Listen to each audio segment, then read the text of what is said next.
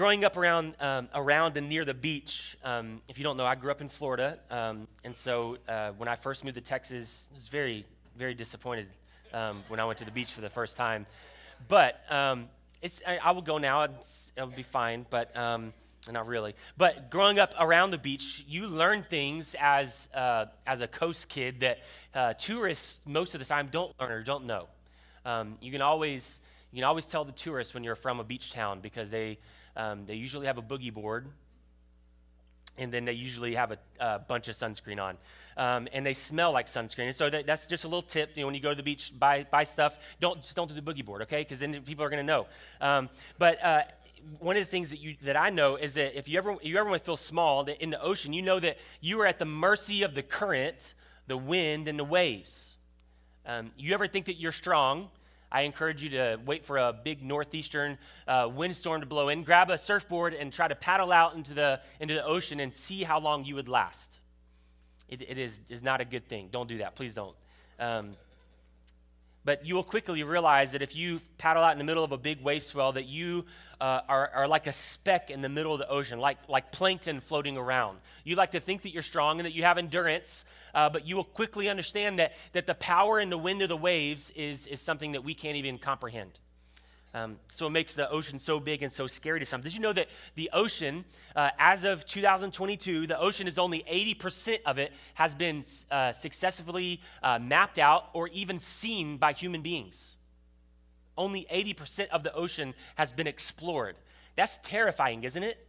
You think about all the animals that possibly could be in the ocean. For people that go to the ocean that don't like sharks, you ever know those people? Like, no one likes sharks, I get that. But like the people that they don't go past their ankle because they're like, sharks, I ain't doing it. This is why, because there are animals in the ocean that we don't even know about today. Scary, it's terrifying.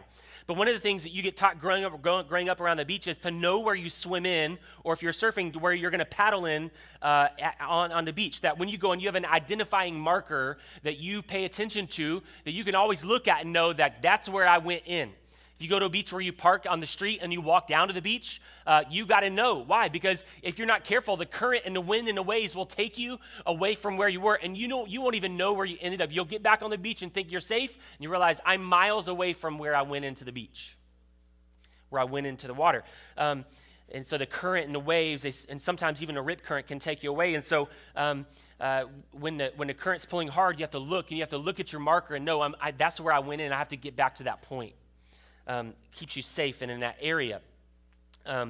For me, growing up at a beach that you could drive on, my truck was always my identifying marker. So if I was in the ocean and I was out there in the waves and the breakers, I could look and I could see like that's where I went in, and I want to stay in this area because it keeps you safe and it helps you kind of be aware of where you're at, keeps you from trouble. And so today, as we continue to look at the book of Habakkuk, we're going to see what the prophet uses for what I would call his anchor point or his identifying marker on the shore, on the stable ground. When the waves of life have surrounded Habakkuk, what does he look to for him to be his anchor, for it to be his holding place, that I know that that's solid ground, that that's truth, and that's where I need to be?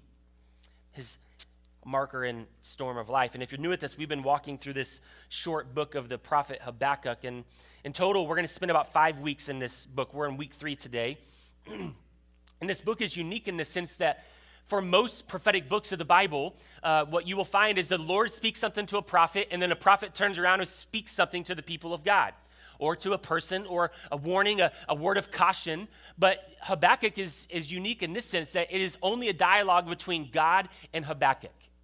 There is no communicating to the people of Israel. This is Habakkuk coming and lament and terror and cry, this deep-rooted cry, belly cry of the soul, like, Lord, where are you? Kind of lament.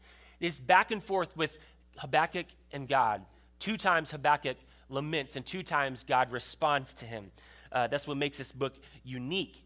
And so in this book, one of the things that we're trying to do is looking at what this discourse between Habakkuk and God can mean for our lives. We've subtitled this series Faith in Challenging Times, because here's what we know to be true, that no matter where we are in a stage of life, maturity in Christianity or new to the faith, we understand and we know that there are going to be challenging times that we face that are going to test our faith.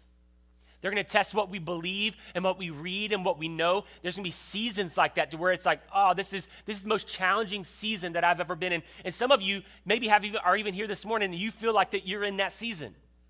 You're in a challenging, difficult season, and it's like, wow, like this is hard. And so we know that to be true of our lives. And so we want to see what Habakkuk, what he says between his discourse between him and God and what we can learn from it.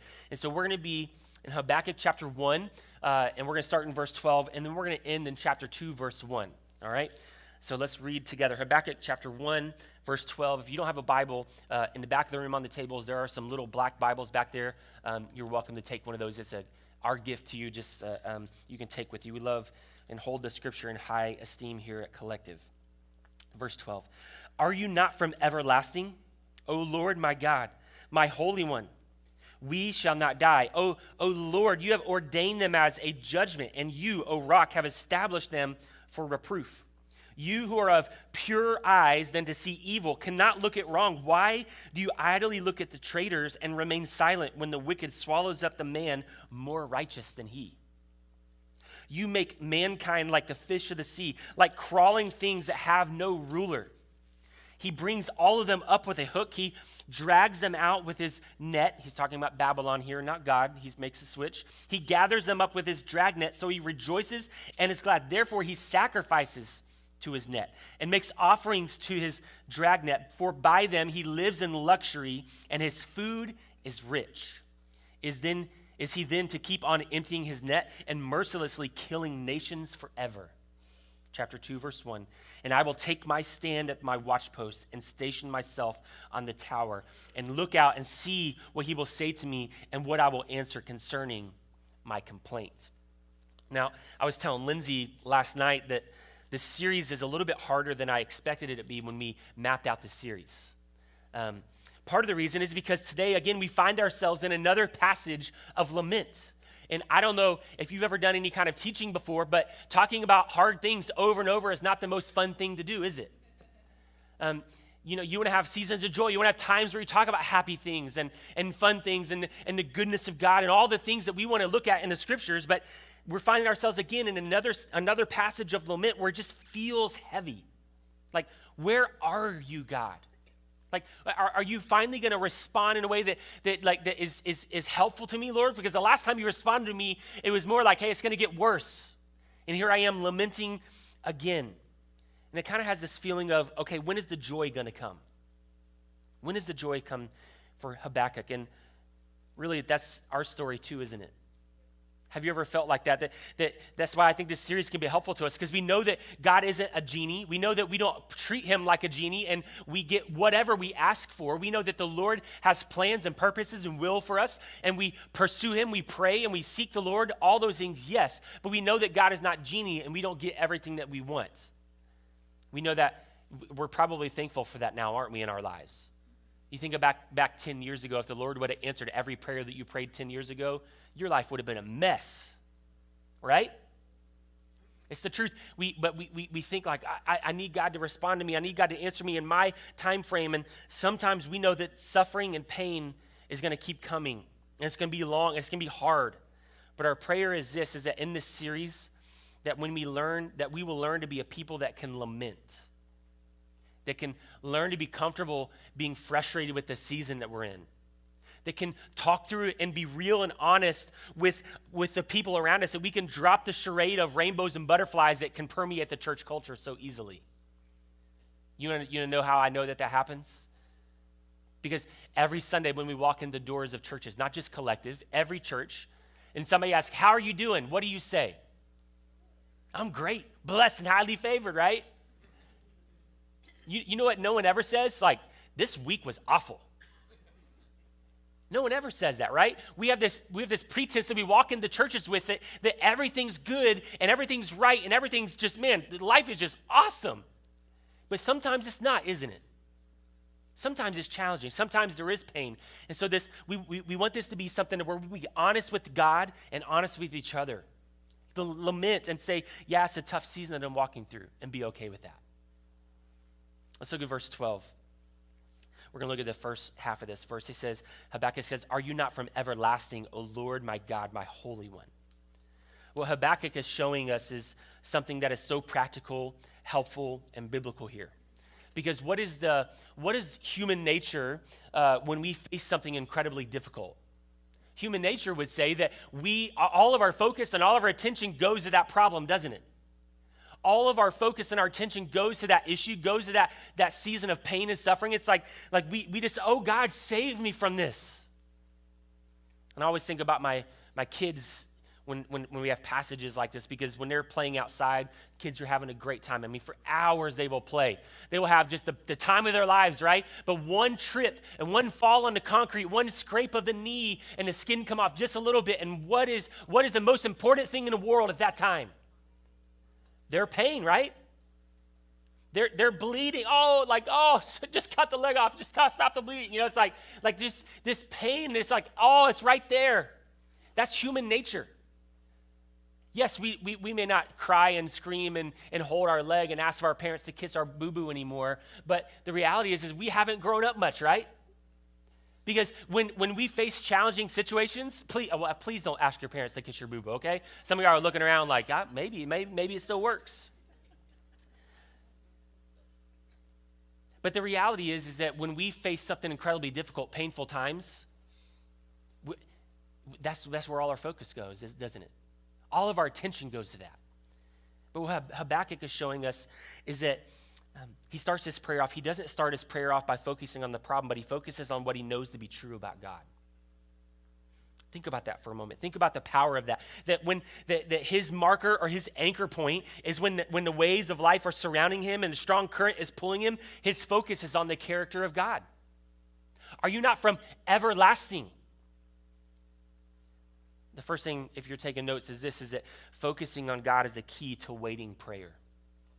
Focusing on God is the key to waiting prayer. There was a waiting that Habakkuk was in the middle of. God has now told him what is going to happen, but now it hasn't happened yet. And so, which is sometimes harder than actually walking through the difficult season, isn't it?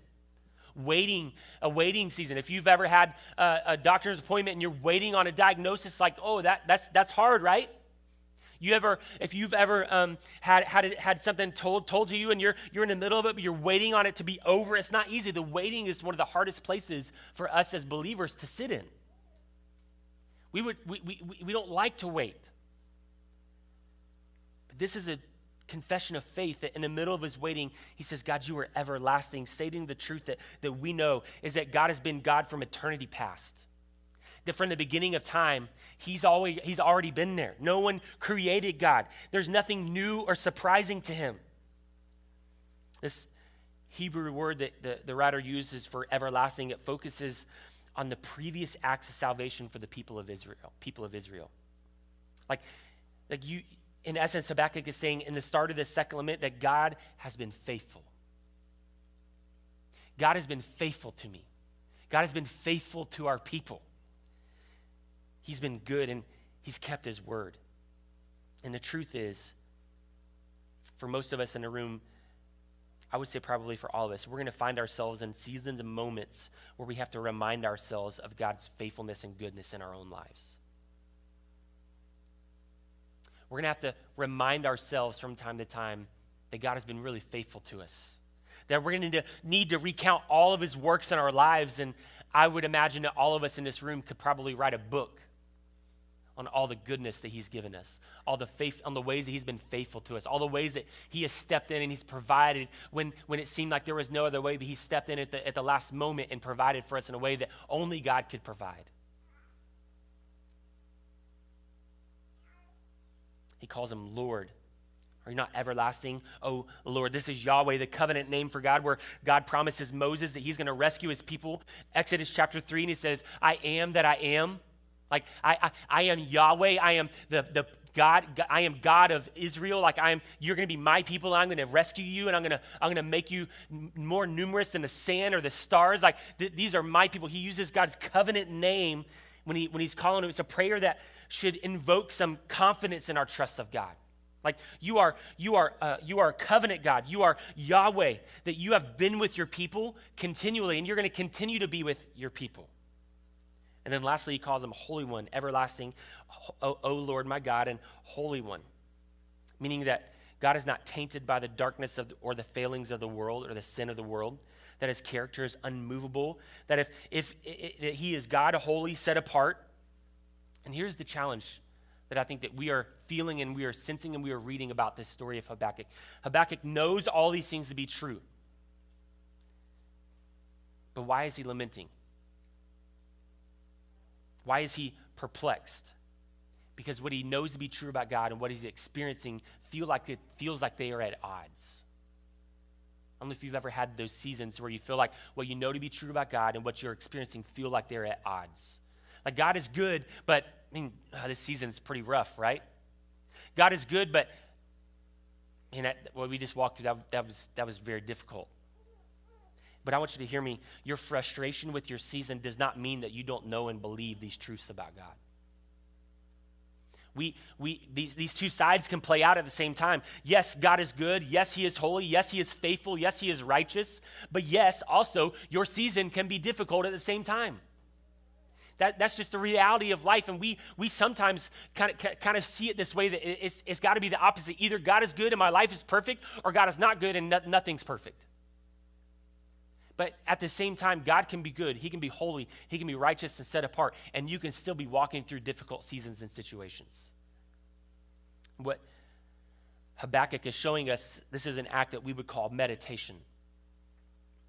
And I don't mean meditation in some yoga sense where we sit in a circle and talk about energies in a room or any kind of extra biblical things that I would say don't mess with as your pastor, but as in meditation on God. Listen to what J.I. Packer says about meditation. He says, meditation is the activity of calling to mind and thinking over and dwelling on and applying to oneself the various things that one knows about the works and the ways and the purposes and the promises of God. I wonder what would happen in our own lives if every day we would get up and we would just write down some way that God has been good to us or faithful to us every day. What would that do to our hearts? If every day we woke up and you're like, you know what, I'm going to start my day in thankfulness, not starting my day in frustration, right? Starting my day and focusing on what I don't have, but starting my day and I'm going to be, God's been faithful to me in this area. God's been faithful to me in finances. He's been faithful to me in my family. He's been faithful in so many ways that you could write a book, but if every day we started our day like that, and we keep a running list, what would that do to our faith? Lindsay and I were talking about this yesterday, and I don't tell you these things so you guys think that we have our lives together. We're like, hey, that you're the pastor and you've got to be perfect and all that we put pressure on pastors. But we try to do this every year where we read a Bible plan together. And in our Bible reading plan, we're in the thick of the Old Testament. We're in Joshua now. If you follow a chronological Bible plan, you're probably right there with us. And we're in the book of Joshua. And one of the things that Lindsay brought up is that how cool it is that all throughout the Old Testament, leading up to Joshua, where the Lord commands them to do something so that they will remember his works and his goodness in their lives. Set up and they cross the river, right, going into the land of Canaan. What does he tell them to do? Take 12 men from among you, each of them grab a stone, and we're going to set up an altar right here. Why? So that the generations after you will look at that and say, why is there an altar there? Because the Lord has been faithful to us. The Lord provided to us, provided for us. And so all throughout the Old Testament, we see these ways that the Lord has commanded his people. I want you to remember. I want you to focus and meditate on my goodness and the ways that I provided for you. Habakkuk is showing us this in real life here. Focusing on God is a key to waiting prayer. Let's look at the second half of verse 12. He says, we shall not die. O Lord, you have ordained them as a judgment, and you, O rock, have established them for reproof. I love the meme where me and Josh have this really cool relationship where all we do is send memes and reels to each other all the time. We actually don't talk in words ever, only on Sundays, actually. But we talk in memes and reels, and there's this meme that goes around where it's, you always have that friend. Everybody had that friend growing up that was a crazy driver in high school. You know that friend? Or maybe if you don't know that friend, maybe you were the crazy driver. But what is that crazy driver friend always say when you get somewhere? But did you die? Right? It's like there's that feeling of like get over it, you're fine. And you're like, no, like I think I did. Like my heart's back there. We saw Habakkuk's frustration, but now we see his faith. What does he say? We shall not die. Yes, you've ordained them and you've risen up the Babylonians for judgment, but you aren't going to wipe out the entire nation. He's perplexed for sure. He's frustrated for sure, but his faith doesn't seem to be diminished. I want you to get that, because that is so powerful for us as believers today. He is perplexed. He's frustrated. There might be some confusion, but his faith is not diminished. It says God is everlasting. And if God is everlasting, then a benefit of him being everlasting is that his promises are everlasting. And his promise was to be with his people. Do you see Habakkuk's faith here? It's like, God, I see what's going on, but we're not going to die. We're not going to die. He's the God of Abraham, Isaac, and Jacob. He's generational. He's to remember, to focus on, to meditate on. And I would just encourage you, don't forget in your lament that God is faithful to his word. Don't forget in your frustration that God is faithful to his promises. Let's look at verse 13 through 14. You who are of purer eyes, that's a hard word to say, purer eyes, than to see evil and cannot look at wrong. Why do you idly look at traitors and remain silent when the wicked swallows up the man more righteous than he? You make mankind like fish of the sea, like crawling things that have no ruler. This is verses 13 through 16 describe Babylon again. So he makes this switch in the beginning where it's like, God, you're everlasting. You are Yahweh. You're the Holy One. And then he switches in verse 13 and he starts talking about Babylon again. And he starts lamenting about them again. And truthfully, as I'm preparing for these sermons, I'm like, this feels a bit redundant. Like, okay, we get it. Like Babylon's big. They're strong, right? They're mighty. They're powerful. They're evil. But how many know that when you are facing a giant in your own life, it sometimes feels like that's all you can focus on as well? I would imagine Habakkuk sitting there like, my life is in the balance. Like it's easy for me, right? To a couple thousand years later to look and say, Habakkuk, you're being a little bit redundant. But in the middle of your season, if you're facing a giant, whatever that giant looks like for you, it sometimes feels like that's all that you can focus on. But I would say this, what Habakkuk is saying is hang in there. Hang in there. There's something on the other side of this. Have you ever seen someone in your workplace that seems to have bad character? I'm trying to be cautious how I say this because it's going to feel really judgy, and I don't mean it this way, but I think we all have been in these situations where somebody in your workplace has bad character.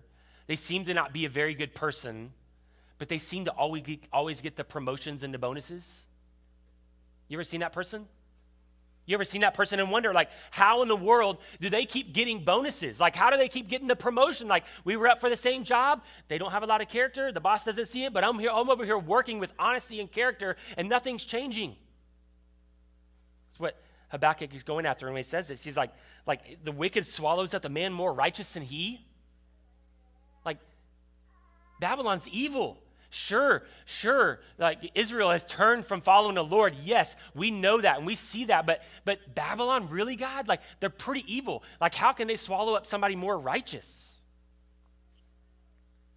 It feels unjust. We want to right that wrong.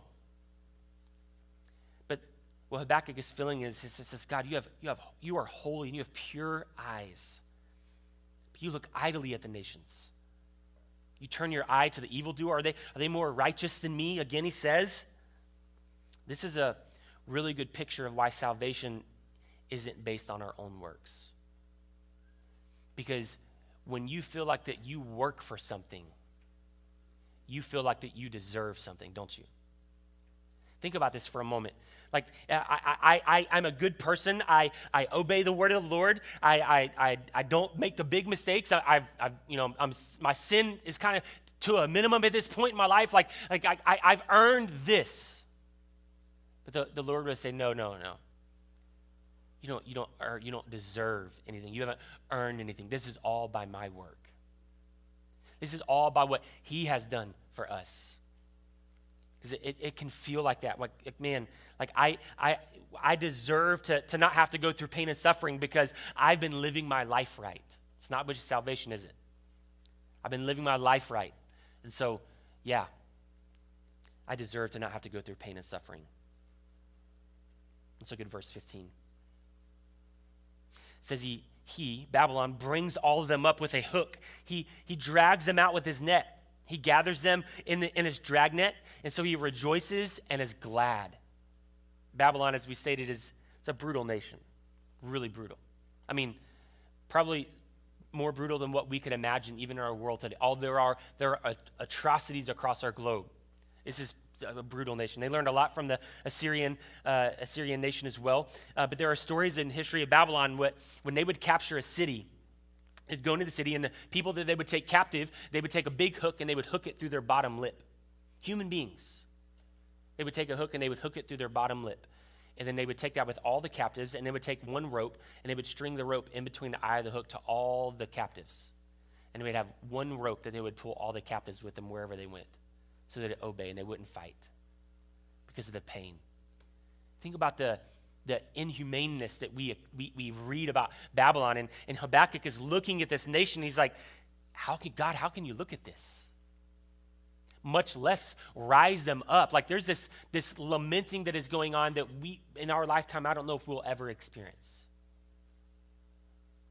Verse 16. Therefore, he sacrifices to his net and makes offerings to his dragnet, for by them he lives in luxury, and his food is rich. Sacrifice was common in worship for the ancient Near East. How we worship today, right? Like we raise our hands, or we sing our voices, we raise our voices, we lift our hearts, right? There's this act of worship that we have now. It's more outwardly expressive. And many times in church where like we get offended that somebody would say, hey, let's raise our hands to the Lord. But what did they do in the Old Testament? You had to kill an animal. Could you imagine like sacrificing animals, blood, and the burning of the animal? Like there's some awful stuff that took place so that they could worship the Lord. Awful to us. But sacrifice was common in the ancient Near East. It wasn't just for the people of Israel. It's common for all of ancient Near East. And for the Israelites, sacrifices animals, flour, spices. It's how they interacted with God, how they worship. But Habakkuk says for Babylon, their nets, how they capture people is their worship. This is how bad and brutal this nation is. That their worship was living off of their spoils of war. This is how the people of Babylon worshiped. Make sacrifices to their nets because they captured people and they were brutal and awful. Have you ever faced something that felt like Babylon to you? It felt dark, feels heavy. There's a weightiness to it. There is a sense, and I want you to hear me, there is a bad part of this, but there's a good part of this. There's a sense that we get when we face these things. It's like, I can't do this without help from the Lord. But how prideful do we have to be to think that we can make it through the rest of our life without the Lord? You see the difference? There's a purpose in our suffering and our pain that when we're walking through it, it's like, I can't make it through this without the help of the Lord. But if we would learn to live our lives in that place, man, what a place of humbleness. What a place that God calls us to, that we could live our lives thinking, I can't do this without you, Lord. But if you've ever faced a season like or felt like you're facing Babylon, it feels big, it feels tough, feels brutal, it feels painful, it's scary. Here's the second thing I want you to know. Is lament as an opportunity to bring your pain and fear before a tender God. Yes, God is strong. Yes, God is mighty. Yes, he is powerful. And yes, he is a righteous and just God who will even raise up an evil nation to bring judgment to his own people. Yes, he is that God, but he is also tender and caring and loving for his people. We sometimes have this idea that our lives, that our mess is too messy for God. I want you to hear me that Jesus is used to stepping into situations that are difficult. Jesus is not afraid to step into our situation where we are facing pain and suffering and difficulties. I mean, think about from birth, Jesus, God in person, he is with us, among us in birth, has to flee his birth country. Why? Because he's going to get murdered. The babies are going to get murdered. His parents have to flee to Egypt. He's used to walking into a very difficult situation. You think about even the time when he announces himself as the Messiah, he's walking into this political world where the Romans have brought so much oppression to the people of Israel and hardship and difficulties. He's walking into challenging seasons that we will never even face in our lives. We have this idea that our lives, it's too messy. It's too messy for the Lord. I've got to get my life cleaned up, or I got to get through this before I can come to the Lord. And finally, as Jesus goes to the cross, it should be an emphasis for us to know that Jesus can handle our mess and our pain. Psalm chapter 34, verse 18. We use this verse many times when somebody passes away and we want to comfort them. And yes, it is true for that. But he says that the Lord is near to the brokenhearted. And he saves the crushed in spirit. Sometimes your suffering and your pain can leave you brokenhearted. Sometimes your suffering and your pain can leave you crushed in spirit. But what you need to hear this morning is that the Lord is near to that. The Lord is right there among you in the middle of that. And there is no better place to take your pain and your suffering than into the arms of a tender shepherd. Verse 17. Is he then going to keep on emptying his net and mercilessly killing nations forever? In essence, what Habakkuk is saying is, how long, Lord? How long can Babylon deal with nations like this? Like, are they just going to do it forever? I don't know if you've ever felt like this in your season of suffering, in your season of pain. Sometimes it feels long, doesn't it? It feels really long. And just a couple of things that we know about pain and suffering. Here's one, is that pain always feels like it lasts longer than it really does. Pain always feels like it lasts longer than it really does. Or suffering, pain or suffering. It always feels like it lasts longer than it does. It could be chronic illness. It could be someone that's been given a bad diagnosis. The season is going to feel longer than any good time that you've had in your life. But in your pain, it's going to feel like it never ends. But I would encourage you, hold on, because as the psalmist says, joy comes in the morning. That morning may not be tomorrow. It may not be on a 24-hour clock, but on the other side of your suffering that morning, you're going to wake up with joy from the Lord that can only come from him. The second thing that I want you to know is this, is that we romanticize the past and despise the present. I love when people from different generations get together and talk.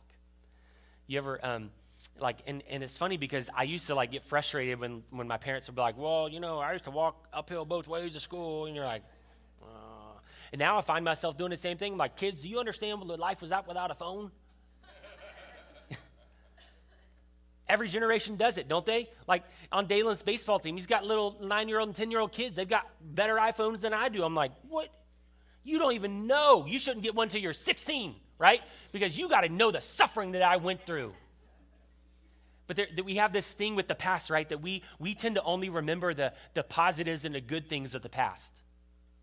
We romanticize the past. Oh, the good old days. You remember the good old days? Like some of y'all you're already going back in your mind like, oh yeah, I remember them. For the young people in the room, you're like, nope, I'm in them right now. But we forget that the good old days weren't always good, were they? The past, we look at it with rose-colored glasses, right? And we think like, oh, it was so good. We forget that there were some challenging times. There were some difficult times. We romanticize the past, but we despise the present, meaning this is that we have a tendency to forget the bad in our past, and we also have a tendency to forget that it's not always going to be bad in our present. There's going to be a new season. There's going to be a new morning. There's going to be a new day where the Lord rescues us from our season of pain and suffering. And though we may desire a world without pain and suffering, which sounds really nice right now, doesn't it? Sin won't let that happen. We live every single day under the effects of the fall, every single day. But one day, One day as a believer in Jesus, we're not going to have to feel those effects anymore, are we? Isn't that beautiful to think about? To spend eternity with Jesus in his presence, worshiping him, bowing before the throne of God in perfection. Nothing that can even put a tear on our face. It's beautiful. Let's look at chapter 2, verse 1. It says, I will take my stand at my watchpost, and I will station myself on the tower and look out to see what he will say to me. And I will answer concerning my complaint. I love this line because there's such a belief and trust in God's words here that God is going to do something. I don't know about you, but waiting is not something I'm very gifted at. Anybody else in the room willing to admit that? Thank you for the 2 hands. It's awesome. Spouses, yes, usually the elbow time, right? Like, that's you. There's different types of waiting. There's an agitated waiting, which comes really naturally to me. You ever had somebody show up late to a meeting that's inconveniencing you, right? What does that do? It's like you're agitated. Like, I got stuff to do. Do you know how important I am? Don't waste my time. It's like we get agitated, right? A couple of weeks ago, Lindsay and I, we went to Orlando for a conference, and we had a free day, and we spent an extra day there, and we went to Disney World for the day. Just adults, no kids. It was awesome. We've been rubbing it in our kids' face every day because they need to learn life is not all what you want, right? We don't do that all the time. But there's an agitated waiting, right? We're sitting in line. You ever seen the waiting times for some of these rides? If you've ever been to Disney World, just don't go. Like, if you've not been, don't go, because like when you get there, you're like, who waits an hour and a half standing, doing nothing, like 6 inches behind people just for an hour and a half? It's not very fun. And so we went on this ride that we'd never been on, and we're like, I'm not going to tell you the name of the ride because I don't want to ruin it for you because I'm not that mean of a monster. But we're in this line, and the ride breaks down. We're halfway through we've already waited an hour in this line, and the line breaks down. And your pastor was not doing good. It was not. I was struggling. I'm just frustrated. I'm like, I don't want to be Christ-like right now. I want to get off this thing. But you're stuck in the middle of hundreds of people. It's like, well, you might as well wait it out. By the time you get on the ride, you can't even enjoy it, right? Because you're agitated. There's a joy-filled waiting, which evidently I need to work on. This is like the night before your wedding day. You remember that day? You're like, I've talked my spouse into marrying me tomorrow. Like, this is awesome. I can't wait for tomorrow. Or maybe it's your kids that are waiting for Christmas morning, the anticipation. It's one of my favorite times of the year. I kind of, I'm a Grinch at times, but I do like that time because our kids are excited, right? Our kids are like, they're fired up. They can't wait. They can hardly sleep. They're in their beds rolling around. There's this anticipation like, tomorrow morning. But there's also what Habakkuk is talking about, this kind of waiting. It's like a soldier standing at attention. Waiting and watching. Waiting and watching. What we end up doing is we kind of get all three mixed together and we do them all at the same time. One of my favorite things to do is spend time in the woods in a deer stand. I try to take some of the kids, if you hunt, you know where I'm going with this. I try to take some of the kids because I want the experience for them to have it. It's fun being outside and just enjoying hearing nature wake up in the morning, all those things. But if you've ever taken somebody younger than about 6, like there's an anxiousness. They're not waiting to see what's outside. They're waiting to know, like, when can we get out of this box? We like to mix them all together. But this Habakkuk is saying, I'm going to wait on the Lord like a soldier is watching and waiting for the sun to come in the morning. I'm going to stand in the watchtower. And I'm going to be in the corner of the city on the watchtower looking out for the enemy, paying attention so I can warn people and let them know what is taking place and what is about to happen. I'm going to stand at that watchtower like a soldier waiting for the army to show up. Because I know that God's going to come through. I'm going to wait and I'm going to watch for him. Psalm chapter 130.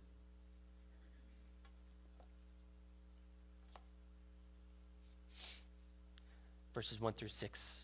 Psalmist says this, out of the depths I cry to you, O Lord. And that's a great line of lament, isn't it?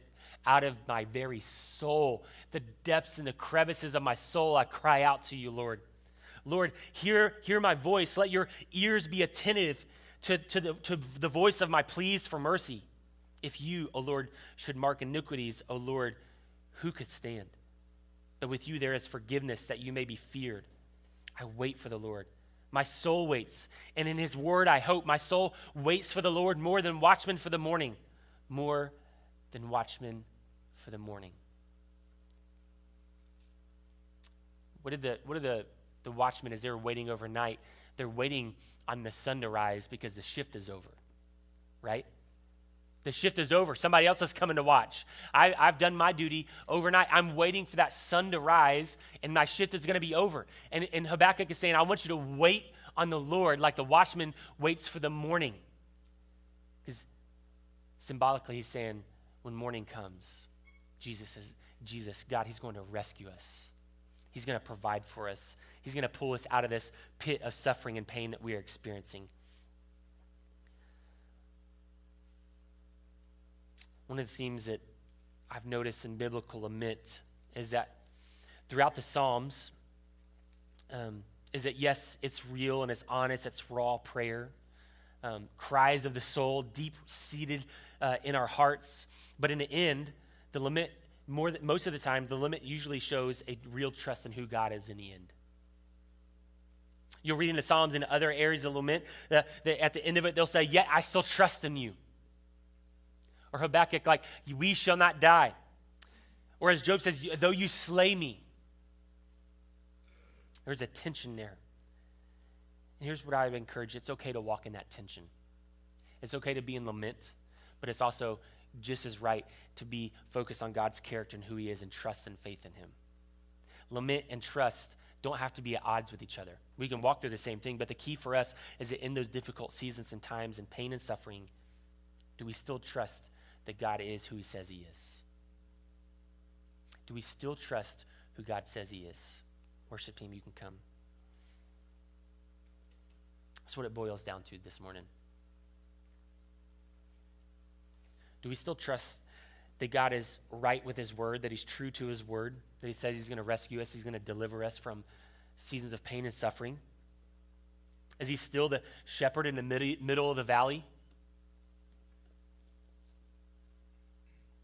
Is he walking through those valleys with us? Is he providing for me? You still trust him at his word? I should bow your heads this morning.